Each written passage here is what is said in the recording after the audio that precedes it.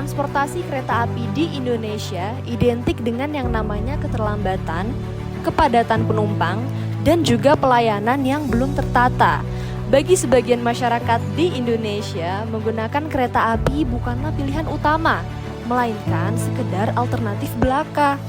Budaya disiplin yang lemah dan sistem pelayanan yang belum optimal menjadi tantangan besar bagi PT Kereta Api Indonesia. Namun, di tengah berbagai permasalahan yang terjadi, hadirlah seorang pemimpin yang membawa perubahan besar untuk PT Kereta Api Indonesia. Seseorang yang percaya bahwa pelayanan publik harus dibangun dengan disiplin, integritas, dan keberanian dalam mengambil keputusan. Lalu, bagaimana transformasi besar itu bisa terjadi? Dan tokoh tersebut adalah Ignatius Jonan. Ignatius Jonan dikenal sebagai sosok pemimpin yang tegas, disiplin, dan memiliki komitmen tinggi terhadap perubahan. Sebelum memimpin PT Kereta Api Indonesia, ia telah memiliki pengalaman yang cukup panjang di dunia profesional dan juga dunia manajemen. Saat dipercaya menjadi Direktur Utama PT Kereta Api Indonesia, Jonan membawa visi yang besar, yaitu mengubah wajah pelayanan kereta api Indonesia menjadi lebih modern, tertib, dan juga berorientasi kepada masyarakat. Bagi Jonan, perubahan tidak cukup hanya melalui slogan. Perubahan harus dimulai dari budaya kerja, kedisiplinan, dan konsistensi dalam menjalankan aturan. Ketika mulai memimpin PT Kereta Api Indonesia, Ignatius Jonan menghadapi berbagai tantangan yang cukup besar. Budaya kerja yang kurang disiplin, sistem operasional yang tidak efisien, hingga rendahnya kualitas pelayanan yang menjadi masalah utama yang harus ia benahi. Namun, Jonan tidak tinggal diam. Ia mulai menerapkan aturan yang lebih tegas dan disiplin kerja yang ketat di seluruh lingkungan perusahaan. Perubahan dilakukan secara bertahap namun konsisten. Sistem tiket mulai dibenahi untuk mengurangi praktik percaloan. Fasilitas stasiun ditata lebih rapi dan nyaman, dan ketepatan waktu keberangkatan kereta mulai dijadikan prioritas utama. Meski menghadapi berbagai penolakan dan tantangan internal, Jonan tetap berpegang pada visinya. Baginya, pelayanan publik harus mengutamakan kenyamanan, keamanan, dan juga kepuasan masyarakat. Perubahan yang dilakukan Ignatius Jonan membawa dampak nyata bagi PT Kereta Api Indonesia dan juga masyarakat Indonesia. Ketepatan waktu kereta api meningkat secara signifikan, stasiun menjadi lebih tertib dan nyaman, dan kepercayaan masyarakat terhadap transportasi kereta api perlahan kembali bertumbuh. Transformasi ini menunjukkan bagaimana kepemimpinan yang kuat mampu mengubah budaya organisasi menjadi lebih profesional dan juga efektif. Melalui gaya kepemimpinan transformasional, Jonan tidak hanya memperbaiki sistem, tetapi juga membangun pola pikir baru dalam pelayanan publik. Salah satu nilai penting yang ditunjukkan Ignatius Jonan adalah bahwa disiplin dan juga integritas bukan sekedar aturan, melainkan fondasi utama dalam menciptakan perubahan besar.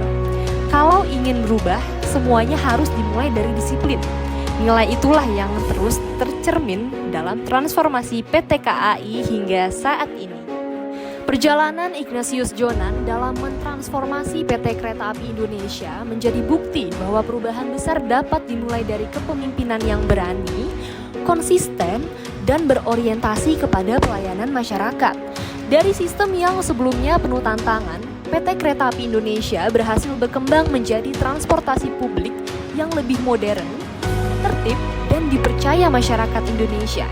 Kisah ini mengajarkan bahwa kedisiplinan, integritas, dan juga komitmen terhadap perubahan adalah nilai penting yang dapat membawa dampak nyata bagi organisasi maupun lingkungan sekitar. Semoga keteladanan Ignatius Jonan dapat menjadi inspirasi bagi generasi muda untuk terus membawa perubahan positif dimanapun kita berada. Karena perubahan besar selalu dimulai dari keberanian untuk bertindak. Apa ya? Dari tadi saya penasaran dari pandangannya Pak Jonan sendiri. Maksudnya karakter seperti apa sih yang memang pengen ditonjolin lah gitu untuk memperbaiki ini semua gitu yang Kak, berhubungan PT dengan KAI. budaya ya Heeh. tentu saja.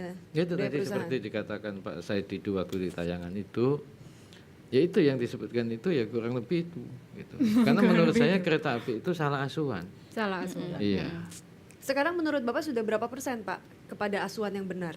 Menurut saya kalau standar umum sudah benar semua. Sudah benar, sudah benar. Iya, kalau standar umum ya. Iya. Jadi misalnya anak sekolah itu nilainya dapatnya ya 6,75 dari skala 0 sampai 10 oke lah.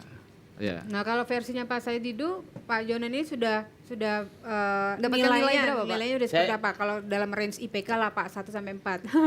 Saya pikir kalau Pak Jordan ini kalau kereta api tidak dikembangkan, ya dia sudah ada di Sudah 8. maksimum. Udah Iya. maksimum, Betul. 8. Sudah maksimum. Kan nggak 10 itu nggak mungkin. Jadi kalau Pak Jonan masih ada di kereta api harus dikembangkan. Ya. Kalau hanya mengelola sekarang nggak butuh Pak Jonan lagi. Perubahan-perubahan itu Pak Jonan, Bapak lihat tuh dari mana sih? Maksudnya ada referensi dari Jepang kah, dari negara lain yang lebih enak dilihatnya suasana kereta apinya atau seperti apa? Gini, kira-kira kalau setiap minggu itu saya diskusi dengan penumpang kereta api itu tidak kurang dari 25 lah. Ya, mau mengenal saya nggak diatur kok, saya nyelonong aja sendiri tanya-tanya gitu. Jadi kalau setahun itu kira-kira berapa ya? Kalau seminggu 25 itu setahun berapa? 100 bulan, berarti 1.200. Nah, kalau 5 tahun itu berapa? 6.000, banyak kan? Ya kan saya random ya. Jadi masukan itu yang kami pakai untuk perbaikan Oke. sebenarnya. Karena apapun juga itu tergantung pelanggannya. Pelanggannya kalau bilang jelek ya jelek aja. Mau kita bilang baik nggak penting. Nah, itu. Jadi kami itu coba mendengarkan dan 5 tahun ya saya di kereta api itu setiap tahun ada survei kepuasan pelanggan itu ada pakai indeks. Sekarang Itu kami bisa mencapai di standar indeks itu saya tidak tahu angkanya pakai skala. Tapi kira-kira kalau sekolah yang tadi Anda bilang IPK-nya 0 sampai 4, ya ini kira-kira itu skalanya sekarang itu B+ lah. Tuh, BP. Ya. Ya, saya mulai dulu dari C. Dari C- sampai B+. Ya, nilainya. Ya. Dan Anda pasti ada yang bilang, kalau ini nanti nonton di TV pasti bilang, oh enggak, menurut saya masih tetap C-. Ya, begini, ini harus dibandingkan dengan harga karcis yang dibayar. Iya dong. Kalau murah minta mewah, ya minta Gusti Allah, jangan minta saya. Iya benar. Iya. Kita juga punya foto-fotonya sebenarnya dari cara Bapak untuk bagaimana, karena pasti ini semua berhubungan dengan karyawan juga ya Manajemen kan. SDM Ini ya, Pak, ya? adalah foto-foto Bapak melepas kepergian karyawan Pak untuk studi banding. Betul nggak Pak ini fotonya? Di belakang Bapak. Studi bandingnya ke Cina. Iya, Kemudian yang atas. Yang atas. Sampai benerin baju loh Pak. Itu lagi Itu benerin benerin baju ya baju Pak? Itu Iya, ngapain itu Pak? benerin baju. Itu maksudnya memang Bapak memperhatikan Sedetail hal-hal itu ya, sedetail Pak, ya? itu kah Iya. diperhatikan? Iya. Dan itu studi banding bukan bapaknya yang studi banding, bukan Pak Jonan yang studi Bukan banding. bosnya Atau gitu ya? justru Malah Enggak ada loh, buahnya. yang harus lihat itu adalah yang operator di lapangan. Oke. Ada nggak sih Pak justru rasa sirik-sirik misalnya antara ya kok malah anak buah saya yang berangkat, tau gitu saya aja yang jadi anak buah. Ada nggak Pak yang celotehan-celotehan seperti itu keluar? Enggak, karena hampir semua level dikirim kan. Secara bukan secara random tapi secara kebutuhan. Oke. Oke. Kalau dia nggak melihat ke luar negeri atau di kereta api itu begini loh. Ini persoalan salah asuhan kereta api itu begini. Kereta api itu dulu waktu saya masuk merasa dia itu nggak punya saingan. Karena nggak ada kereta api lain. Saya bilang begini, saingannya itu macam-macam. Ada bis, pesawat. ada bis, ada truk kalau angkutan pesawat, barang, ada- ada pesawat low cost carrier, macam-macam, betul. gitu loh. Kalau jarak pendek Jabodetabek itu malah saingannya dengan Metro Mini, ya kan? Betul nggak? Nah, gitu loh.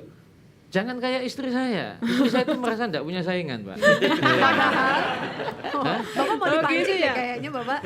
Padahal banyak gitu ya. Padahal banyak ya. Ya saya tidak ngomong gitu. Gitu loh. Ya. Nah, ini mindset yang harus dibenahi. Dan itu Berarti sebenarnya berhasil daya dibenahi saing ya? juga yang harus ditingkatin Nah, untuk di itu loh. awak Jadi juga memang ya Pak harus ya. punya rasa daya saing itu ya. Betul. Dan ini kayaknya pesan yang paling penting untuk istri justru. Loh, bukan. Oh, Ini bukan. contoh. Iya, iya. Gitu. Boleh dong nanti kita buka kartu lain dari Pak Jonan, ya kan? Boleh. Bisa dong ya. Apa itu? Iya, Sesaat setelah lagi yang satu ini. tentunya tetap di 3 in 1.